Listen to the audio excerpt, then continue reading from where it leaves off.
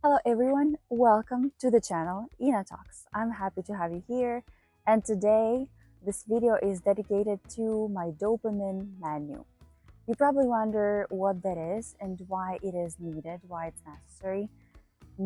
I think that it's one of the most important things for you to understand whether you actually need it at all. I'm filming this video in a very interesting place. The house you see behind me is the place where I actually spent the first 5 years of my life. And now this lovely hut represents the ruins that have have been created here since we moved out of this place together with my parents and my brother. But still, I really love visiting this place. And I guess if we talk about the dopamine menu and designing it, trying to put the things on the list that get you excited, I guess it is one of the things that could make me excited and could make other people quite happy about as well. Because as I've recently had a conversation with my dear friend, we do get really attached to places. We do get attached to people, but we get attached to places as well. And sometimes we have this unexplainable, I had to come back to the place and to re-experience the emotions, to feed in the nostalgia that we used to have. And it's also quite a trip, I have to say. Now, talking about the dopamine menu, as many of us have already learned, there's such a thing as dopamine, the feel-good hormone that is released into our blood when we feel happiness, when we feel good about something, when we are excited, and when we are satisfied with something. So, having like in the past, people used to create dopamine detox menus, and it was quite a thing for a while. You probably could see a lot of videos about that on the internet, and people were trying to strip themselves off the quick pleasures, the quick dopamine injections, so to say. I don't know, correct me if I'm wrong, because when you scroll your feed for a couple of hours, you do like there is some feeling of satisfaction and pleasure in that. But did you actually plan to do it? Did you want to do it? Was that on your menu actually? And people were trying to cut down on these, so to say, pleasures. I'm not sure you can call that a pleasure. It's just something that probably gives you some quick relief or quick gladness. So like there were a lot of talks and there were a lot of conversations that we have to detox ourselves from from the dopamine that we are receiving so quickly, not like a couple of centuries ago or some decades ago. We did not have as much access to the dopamine as we do now.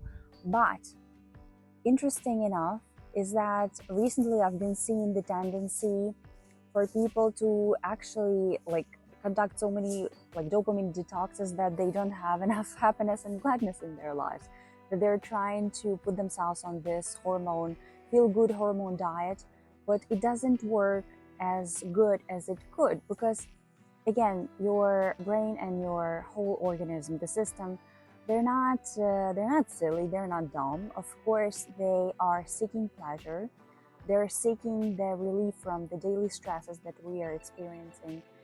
And I think it's no wonder. And it is totally fine, it's totally okay to build, to design, um, so to say, the menu that could provide you enough energy, enough happiness that you could like feed from it to an extent.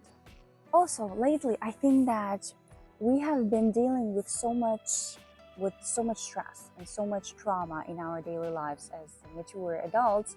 We have to like there's a lot on our plate, and trying to avoid the quick or slow dopamine, trying to not indulge yourselves at all costs just in order to have this pure productivity diet. I don't think it works very well, because we still we're still gonna seek that, we're still gonna need that, and we're gonna come back. You're gonna find a way to come back for that. That's why I think that it is important to think of a dopamine menu as a set of activities that could provide you with the excitement, with the feel good hormone on a daily basis, and not be afraid of it, not judge yourself for that, not accuse yourself of being overindulgent or anything else. It's just for yourself, it's for your goodness, it's for your wellness. And when you're feeling good on your own, you're going to find a way to make the people around you happier and also more relaxed, in case you are able to be this way. So why the dopamine menu is called, why it has this absolutely like weird but also interesting and I think very accurate name? Because you should think of it as a menu. When you come to the restaurant or to the cafe, you see a lot of positions. You see appetizers, you see main dish, you see the desserts. And if we think of the activities that we could consider for ourselves as the appetizers, these are very quick ones, like from 5 to 10 minutes, something you can do very quickly that could boost your energy level and bring you the feel good hormone. For me, it could be having a hot cocoa with marshmallows, especially in autumn. It's a great idea just to have this quick energy boost, quick energy intake, and you can go on with your activities. Like for someone, it probably would be like, it could, I'm just assuming, I think it could be going for a very quick walk or just stretching during 5 minutes if you enjoy that, of course. Again, remember that as long as you enjoy these things and as long as they bring you the satisfaction, you should do them, because otherwise it's not going to work as well. And now we're also coming down to main dishes or main course. This is quite an activity, as you can understand. It would probably take up to an hour or more, and would bring you like a lot of. It might be even difficult to do if it's something that you are learning to do, but it actually must bring you some amount of happiness. Maybe you like cycling, and you could do that for like hour and a half after work or before work. Also, that could work. That could work. Also, we're talking about, like, for me, definitely would be physical activity, because it really gives me, it really energizes me. I know that for someone it would not be a physical activity. Probably it could be drawing. It could be, again, drawing. Is it a physical activity? It's like something that involves your imagination and your manual skills. So yeah. I'm also talking about the things that just take up slightly more time or considerably more time, but still they are, for you, they are definitely worth it.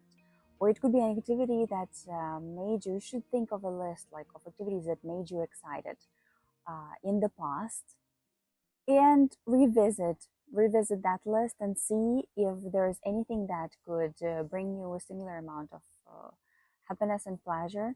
And then you probably maybe could fish like one or a couple of them in order just to have them there and have the alternatives in case some of the activities that you do now are no longer serving you the way they did. Also, I should mention the side dishes. We also see that on the menu, and you probably wonder what that means.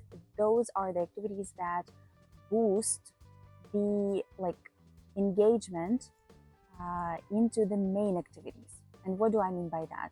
For example, if you put together music, let's say music playlist for your gym activity or for cycling or for yoga, for anything, that's something that guarantees that you're going to enjoy the main dish, the main activity even more. So that could be considered the side dish or the side activity that could be listed on your dopamine menu for sure. As for me, it definitely is the creating the playlist for something, or getting a very nice outfit for the event that I'm going to attend. It's also partially it's also a thing that I need to do. It's not first of all, you shouldn't consider the dopamine menu as a to-do list, because when you come to the restaurant and you look at the things that you can get there, you don't get everything at once, and or you're not planning to get things like from the menu one by one. You're just choosing something to your liking, and I think you should also treat your dopamine menu in a very similar way. When I have like a very nice outfit like that I've put together, and I'm looking forward to an event that I got it for even more, and that makes it really enjoyable. I definitely do recommend it to you, and hopefully it's gonna work well. And the last but not least, we're talking about the dessert. Dessert is, as you know, like something that we actually eat for, like not necessarily for the usefulness, not necessarily for the health benefit, but we do it merely for pleasure, for the quick satisfaction note, like that adds to your general, like mm, happiness with the meal that you have already had. And talking about desserts, like we also can think of scrolling your feed like for a couple of minutes. That probably could be a dessert for someone, as long as it doesn't drag you into this never-ending cycle, because it is inclined to do so. But like still, I think that if you're able to manage that, it's not going to be a big of a deal, not big of a problem for you. But if you feel like it might be dangerous for you, you should think of another thing that you could put yourself for dessert. Maybe if, for example, like you tend to overbuy things, maybe a dessert for you could be buying something like a favorite item of yours that you've already had quite a few of those. For example, you are collecting, let's say, the sneakers, and you got another pair, which is not a necessity for you, but you still feel so happy about it. And it's your dessert that's not going to happen like too often, but will give you a considerable amount of happiness, and will entertain you for sure if you like the shopping process itself. For me, my dessert was having my nails done by my wonderful friend who lives in my hometown, and I have had a chance to see her. I don't do that very often. I do that rarely because I think it's a bit an overkill, because you need to dedicate a lot of time to it. You have to plan a budget for that. Like a lot of things are coming together with that. But the conversation, the time spending, the vibe, the atmosphere were just wonderful. And I'm happy that currently I'm gonna have the like nice looking nails for some time ahead, and that's something for me to enjoy. That is my dessert. Think of something that you could consider a dessert for yourself. Maybe you could like cook a new dish, like search for a new dish somewhere and like try to cook it and have this experiment. For someone, it would be a chore, but someone with a creative chef mind, they would draw a lot of happiness from that. I'm pretty sure about that. For some reason, I was not mentioning very like basic, very regular activities that take very little, from very little to not much, still not much time, such as like taking a walk in the nature, or taking a walk in the place where you think it's beautiful. Um, for me right now, it's coming to my hometown and looking at the beautiful colors of September, just looking around, soaking it in. It's also probably right now is a main dish that I'm being served, and I'm grateful for that. I hope that you're gonna find a way to enjoy this fall as much as possible. Let me know what is on your dopamine menu, whether you need to have it. What do you think about the whole concept? And I'm wishing you a happy, happy week ahead.